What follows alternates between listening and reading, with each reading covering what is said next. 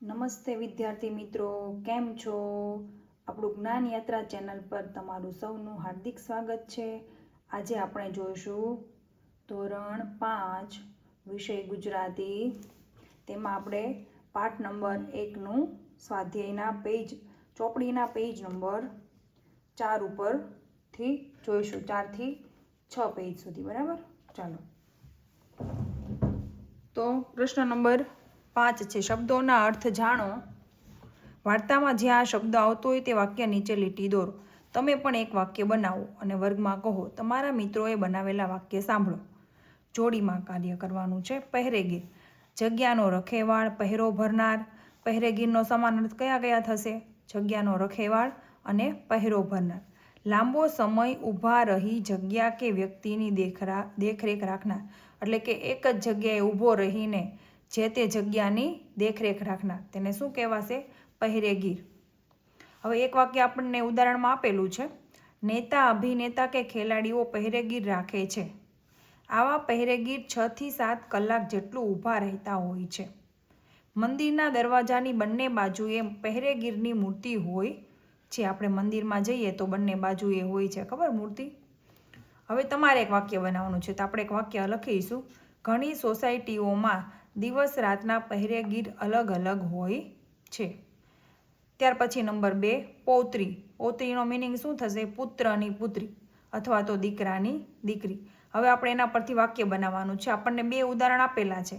ફિયોના નરેશભાઈ ફતેહજી મહેરા. ફિયોના ફતેહજીની પૌત્રી છે. નંબર 2, ફિયોનાના મમ્મીના સાસુનું નામ લક્ષ્મીબેન છે. ફિયોના લક્ષ્મીબેનની પૌત્રી કહેવાય. ઉપરની રીતે તમારું નામ લખવાનું છે. ધારો કે તક્ષની મમ્મીની સાસુનું નામ, તક્ષની મમ્મીની સાસુનું નામ મોનાબેન છે. તક્ષ મોનાબેનનો પૌત્ર કહેવાય. બરાબર. હવે પ્રશ્ન નંબર 6, ખાલી જગ્યાને શું કહેવાય? તમારા મમ્મીના ભાઈના દીકરાની મમ્મી તો શું કહેવાશે? મામી. મમ્મીના ભાઈ મામા. મમ્મીના ભાઈનો દીકરો અથવા તો મામાનો દીકરો, એ શું થશે? ભાઈ. મમ્મીના ભાઈના દીકરાની મમ્મી, તમારા મમ્મી હોય એના ભાઈ એટલે મામા, એના દીકરાની મમ્મી, તો એ શું થશે? મામી. મામાના દીકરાની મમ્મી એટલે મામી થશે. ત્યાર પછી ફોઈના પપ્પાની પૌત્રી તો બહેન. પપ્પાના પત્ની, તમારા પપ્પા જે હોય એના પપ્પા, એની પત્ની, એટલે તમે એને શું કહેશો? બા કહેશો અથવા તો દાદી. મમ્મીના ઘરવાળાની તમારા સિવાયની બીજી દીકરી તો શું થશે? બહેન. મમ્મીના મમ્મીની, તમારા મમ્મી હોય તેના મમ્મીની તમારા મમ્મી સિવાયની બીજી દીકરી, તો આપણે એને શું કહીશું? માસી. શું? માસી. ત્યાર પછી પેજ નંબર 5. વાર્તામાં આવા કેટલાક શબ્દ 2 શબ્દો વડે બનેલા છે. બંને શબ્દો ઓળખી કાઢો. બંને શબ્દોના અર્થની ચર્ચા કરી લખો. જરૂર પડે ત્યાં શિક્ષકની મદદ લો. જૂથ કાર્ય. ગર્ભ અથવા તો શ્રીમંત. ગર્ભ, શ્રીમંત. ધનવાન મા બાપનું એ બાળક કે જે માતાના ગર્ભમાં હોય ત્યારથી જ ધનવાન ગણાય, તો એને શું કહેવાય? ગર્ભ શ્રીમંત. એનો અર્થ શું થશે? કે માતાના ગર્ભમાં જ્યારથી બાળક હોય ત્યારથી જ ધનવાન માતા પિતા હોય તો એનું બાળક કેવું ગણાય? ધનવાન ગણાય. સમય અલ્પવિરામ પત્રક. સમય પત્રક. બરાબર. સમયની ફાળવણીની નોંધ. રામ અલ્પવિરામ કહાણી. રામ કહાણી એટલે વિતક કથા. રામ કહાણી એટલે કેવું થશે? વિતક કથા. એટલે આપણા મમ્મી અથવા તો બા જ્યારે પહેલાંના સમયની જે વાત કરતા હોય કે પહેલાં અમે આવું કરતા, આવું હતું પહેલાંના સમય, એને શું કહેવાય? વિતક કથા અથવા તો રામ કહાણી. ચોર પગલું. ચોર અલ્પવિરામ પગલું એટલે છાનું માનું. આપણે હવે તમારે રમવા જવું હોય, બરાબર, તો તમે ઘરમાંથી છાના માના બહાર નીકળી જાવ, એને કેવું પગલું કહેવાય? ચોર પગલું. ત્યાર પછી પંચ પકવાન. પંચ અલ્પવિરામ પકવાન. 5 જાતની મીઠાઈ. 5 જાતની મીઠાઈ આપણા ઘરે બનાવી હોય તો એને શું કહેવાય? પંચ પકવાન. ત્યાર પછી નામ નિશાન, નામ અલ્પવિરામ નિશાન, નામ કે બીજું કોઈ ચિહ્ન. ત્યાર પછી ધીંગા અલ્પવિરામ મસ્તી, ધીંગા મસ્તી, સાથે મળીને બૂમાબૂમ અથવા તો તોફાન કરવું તે, જે તમે કરતા હશો. ત્યાર પછી પ્રશ્ન નંબર 8, કપાળે કરચલી પડવી એટલે કે ગુસ્સે થવું. ટીનીના મમ્મી તેને હંમેશા સ્વચ્છ સુઘડ રાખે, કપડાં મેલા થાય તે તો મમ્મીને જરાય ગમે નહીં. એક દિવસ ટીનીને ભીની માટીમાં રમતી જોઈ તો મમ્મીના કપાળે કરચલી પડી. તો મમ્મીને શું આવ્યો? ગુસ્સો આવ્યો. કરચલી પડવી એટલે ગુસ્સે થવું, વાજ આવી જવું, કંટાળવું અથવા તો કંટાળી જવું, અથવા તો શું થશે? કંટાળી જવું. હોશિયાર, મયુરી, શફીન અને તેમના દોસ્ત એક ફકરો 5-5 વાર લખવા આપતા શિક્ષકથી વાજ આવી ગયા છે. તમે પણ સ્કૂલની અંદર ક્લાસમાં જો કોઈ એક છોકરો અવાજ કરતો હશે અથવા તોફાન મસ્તી કરતા હશે તો તમને બધાને જો લખવા આપે તો તમને કેવું થાય કે આ શિક્ષક તો કેવા છે? એટલે શિક્ષકથી વાજ આવી ગયા છે. એટલે બધા બાળકો શું થાય? શિક્ષકથી વાજ આવી જાય એટલે કે કંટાળી જાય, એમ કંટાળવું.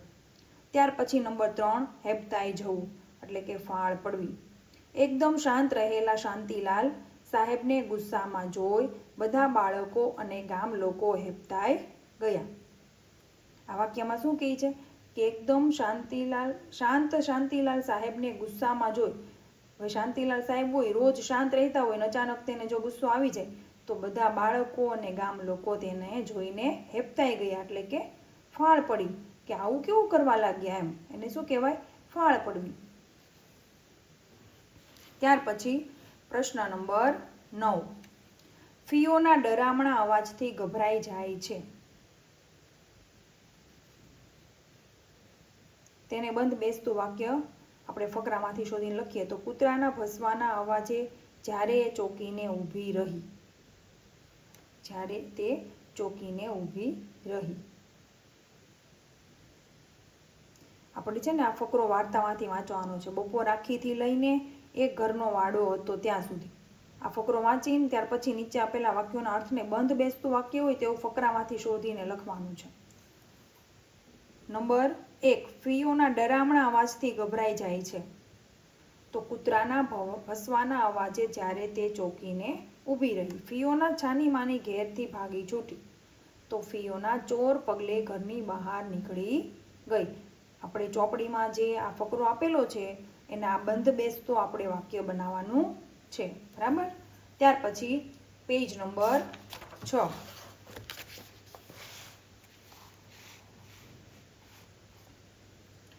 ફિયોનાએ નિયમોમાં રહીને જીવવું પડે છે. તો ફકરામાંથી બંધ બેસતું વાક્ય આપણે લખીએ તો શું થશે કે બપોર આખી ફિયોનાને ફરજિયાત પોતાના ઓરડામાં ભરાઈ રહેવું પડતું. નંબર 4, ઘરની બહાર નીકળતા જ તેના હૃદયના ધબકારા વધી ગયા. તો જ્યારે ફિયોના રસ્તા પર આવી ત્યારે તેની છાતી ધડક ધડક થતી હતી. નંબર 5, ફિયોના આરામ કરીને થાકી ગઈ હતી. તો ફકરામાંથી શું મળશે આપણને સાચો આન્સર? કે મોટા પલંગમાં એ પાસા ઘસતી પડી રહેતી, બરાબર. ત્યાર પછી પ્રશ્ન નંબર 10, શબ્દ જૂથવાળું વાક્ય વાર્તામાંથી શોધો અને તેને મળતા આવતા અર્થનો ક્રમ ઉદાહરણ મુજબ લખો. ફિયોનાને કપાળે કરચલી પડી. તો આમાં શું હતું? એને તો ચીડ ચડતી. ત્યાર પછી છાતી, નંબર 2, છાતી ધડક ધડક થતી હતી. તો એની સાથે નંબર હતો આનંદ પણ હતો અને સાથે ડર પણ લાગતો હતો. ત્યાર પછી નંબર 3, અવતાર જોવા જેવો હતો. તો એની સામે આવશે દેખાવ બદલાઈ ગયેલો. અવતાર એટલે શું? એનું રૂપ, દેખાવ. નંબર 6 આવશે, બરાબર, ત્રીજામાં. નંબર 4, સજ્જડ પકડીને ચીટકી રહી. તો એની સામે નંબર 4 જ આવશે. બીક સાથે હિંચકો ખાવાની મજા. નંબર 5, વાજ આવી ગઈ હતી. એની સામે આવશે કંટાળી ગયેલી. કંટાળવું આપણે આગળ આવી ગયું ને, વાજ આવવું એટલે કંટાળવું અથવા તો કંટાળી જવું. નંબર 6 મોટા ઘરની છોકરી. એની સામે આવશે નંબર 5 પૈસાદાર કુટુંબ. બરાબર.